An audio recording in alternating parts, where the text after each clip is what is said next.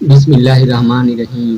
आज की हम इस वीडियो में यूसुफ और नैला जिसने काबा में गुनाह किया और पत्थर के बन गए। आज हम दुनियावी तारीख का एक ऐसा वाकया जानेंगे जिसे सुनकर आपके होश उड़ जाएंगे। जब दो इंसानों ने जिना किया और अल्लाह पाक ने उन्हें पत्थर का बना दिया। एक ऐसा अजीबो गरीब वाकया जो आपके रोंगटे खड़े कर देगा। वाकया यह था कि मर्द और औरत कौन थे जिन्होंने एक मुकद्दस जगह पर जीना जैसा गुनाह किया और अल्लाह ताला ने उन्हें पत्थर का बना दिया। इस वाकये को जानने के लिए हमें तारीख में पीछे जाना होगा। यूसुफ और नैला जिसने काबा में गुनाह किया और इसके लिए हमें उस जमाने में जाना होगा जब हजरत इस्माइल अलैहिस्सलाम और उनकी वालिदा बीबी हाजरा जमजम के पानी के करीब अपनी जिंदगी गुजार रहे थे। उस दौर में अरब की जमीन पर पीने वाले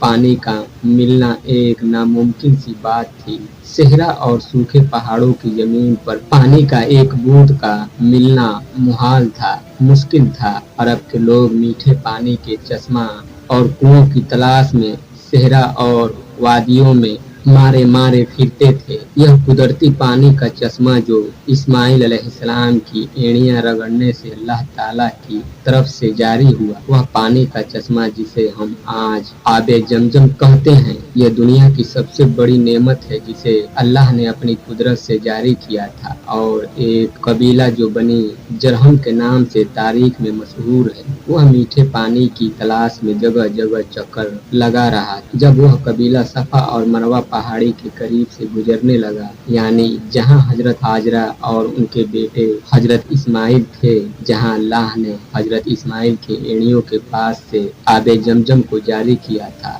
तब उन लोगों ने वहां चारों तरफ से परिंदों को उड़ते देखा। उनको हैरानी हुई क्योंकि सहरा में परिंदों का दिखना पानी होने की निशानी थी। उसके बाद वह पूरा कबीला उसी तरफ चल दिया। उसके बाद वह लोग उस जगह पर पहुंच गए जहां अल्लाह ने अपनी कुदरत से आबे जमजम को जारी किया था। उन्होंने देखा कि एक खातून अपने छोटे से बच्चे के साथ वहां रह रही है और तो करीब में एक ठंडे और मीठे पानी का चश्मा जारी है जिसका पानी बेहद साफ और मीठा है। वह लोग इस बात से बहुत हैरान हो गए। ऐसे इलाके में जहां पानी का नामो निशान तक नहीं था, अल्लाह की कुदरत से पानी के चश्मे को निकल देख कर बेहद हैरान हो गए। उन्होंने बीबी हाजरा से उस चश्मे के पास रहने की इजाजत मांगी और बीबी हाजरा ने उनको रहने की इजाजत दे दी और साथ में यह भी कहा, इस चश्मे का पानी जरूर इस्तेमाल करो, लेकिन यह अल्लाह पाक की अमानत है, इस पर किसी का कोई मालिकाना हक नहीं होगा। कबीले वालों ने उस शर्त को कबूल कर लिया और वहां रहने लगे। वक्त गुजरने लगा। बीबी हाजरा ने हजरत इस्माइल अलैहिस्सलाम की शादी उसी कबीले जरहम के एक लड़की से कर दी और इस तरह रफ्ता रफ्ता हजरत इस्माइल अलैहिस्सलाम की औलाद हुई। वह उनकी औलाद वहां पली बढ़ी और इस तरह कुछ वक्त के बाद मक्का, जिसका नाम पहले बक्का था, वह एक बड़ी आबादी वाला शहर बन गया। कबीला जरहम वाले काफी अरसे तक सीधे रास्ते पर रहे, लेकिन फिर धीरे धीरे उनके अंदर बुराइयां पैदा होना शुरू हो गई। अब उन्होंने काबा शरीफ का इंतजाम संभाल लिया और हज के लिए आने वाले लोगों से मिलने वाला हदिया यानी रकम खुद लेने लगे और अल्लाह की नाफरमानी करने लगे और इस तरह धीरे धीरे वह लोग गुनाह करते गए। तब अल्लाह पाक ने उनको सजा देने के लिए उनसे जमजम का पानी छीन लिया और जमजम का पानी सूख गया। वक्त गुजरने के साथ साथ जमजम के नामो निशान तक मिट गए। अब किसी को मालूम न था यहाँ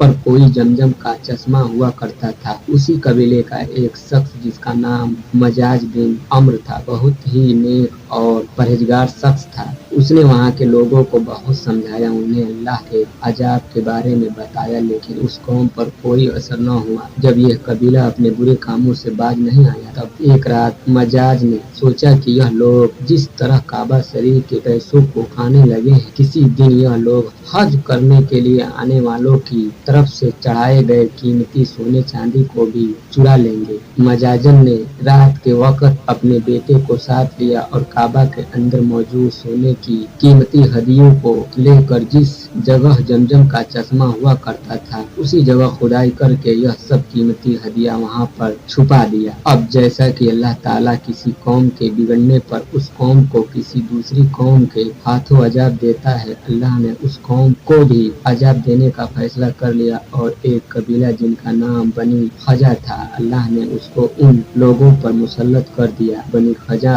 वालों ने बनी जरहम के लोगों को मार मार कर मक्का से निकाल दिया। उनके कबीले के बड़ी तादाद में लोगों को कत्ल कर दिया और इस तरह अपनी जान बचाकर बनी जरहम के लोग यमन में आबाद हो गए। उसी जमाने में उस कबीले में एक लड़के और एक लड़की ने जन्म लिया। लड़के का नाम इसफ बिन यला था और लड़की का नाम नायला बिनते जैद था। दोनों जब जवान हुए तो एक दूसरे के इश्क में गिरफ्तार हो गए और उन्होंने आपस में नाजायज ताल्लुकात कायम कर लिया। एक बार यह दोनों हज के लिए एक काफिले के साथ मक्का शरीफ गए। खाना काबा में उनको तन्हाई मिली तो उन्होंने आपस में गुनाह करने का इरादा कर लिया। जैसे ही उन्होंने आपस में गुनाह जिना किया, अल्लाह का अजाब उन पर तुरंत नाजिल हो गया। यह दोनों फौरन पत्थर के बुत बन गए। उन दोनों ने जिस जगह पर गुनाह किया था वह जमीन का सबसे मुकद्दस जगह था, यानी खाना काबा।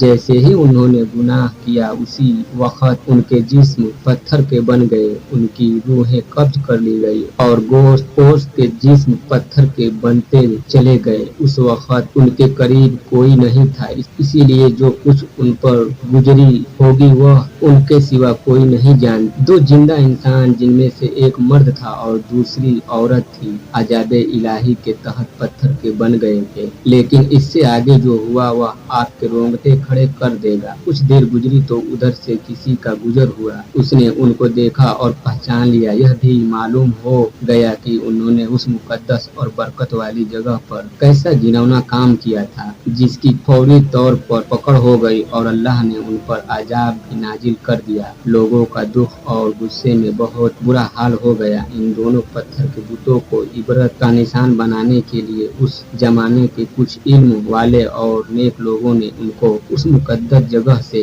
उसी इलाके में एक दूसरे से काफी लंबे रास्ते पर आमने सामने रख दिया। उसके बाद इस मुकद्दस मुकाम पर आने वाले लोगों के लिए यह जरूरी कर दिया गया कि इन दोनों बुतों को जूते मारते हुए गुजरा जाए, ताकि देखने वाले लोगों के जहन में इनका किया हुआ गुनाह ताजा रहे और लोग इससे सबक हासिल करते रहे। और जो भी उस मुकद्दस मुकाम पर आता वह उनको जूते मारते हुए वहां से जाता। वह वक्त गुजरता गया। 100-150 साल तक यही सिलसिला चलता रहा। उसके बाद कुछ वक्त गुजरा तो नहीं, आने वाली नस्लों ने धीरे धीरे उन भूतों को जूतों से मारना छोड़ दिया। शैतान ने उनके दिमाग में यह बात डाली कि यह तो इबादत का नहीं, तो इन्हें जूतों से मारना जरूरी भी नहीं, बल्कि उसके बजाय उनको थप्पड़ मार कर गुजरा जाए, जिससे यह पता चलता रहे कि हम उनसे नफरत करते हैं और उनके किए हुए गुनाह का ख्याल भी लोगों के दिमाग में मौजूद रहेगा। वक्त के साथ साथ यह थप्पड़ भी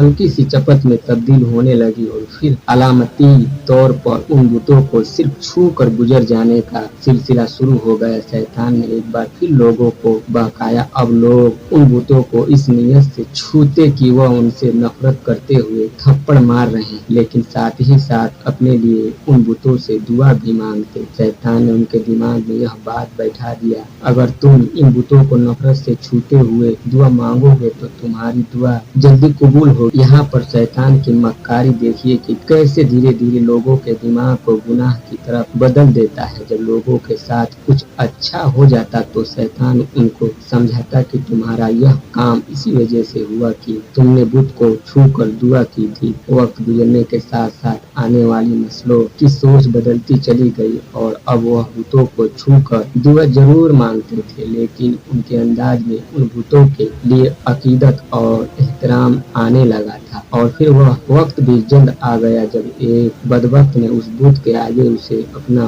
खुदा मानकर उसी से दुआ मांगने लगा। जूते मारने से शुरू होने वाली दास्तान थप्पड़ मारने से अकीदत में छूती हुई बाकायदा इबादत तक चली गई। अब इन दोनों बुतों की बाकायदा इबादत की जाने लगी, उनसे मन्नतें और मुरादें मांगी जाने लगी। इतने बड़े गुनाह के अंजाम में गिरफ्तार दोनों बुतों को खुदा बना लिया गया। उन बुतों को सजदे किए जाने लगे, उनके सामने कुर्बानी भी जाने लगी और उनको बड़े बुतों में शामिल किया जाने लगा। अल्लाह पाक हमें भी अपने प्यारे हबीब सल्लल्लाहु अलैहि वसल्लम के सके दीन पर चलने की तौफीक अता फरमाए। आमीन सुम्मा आमीन।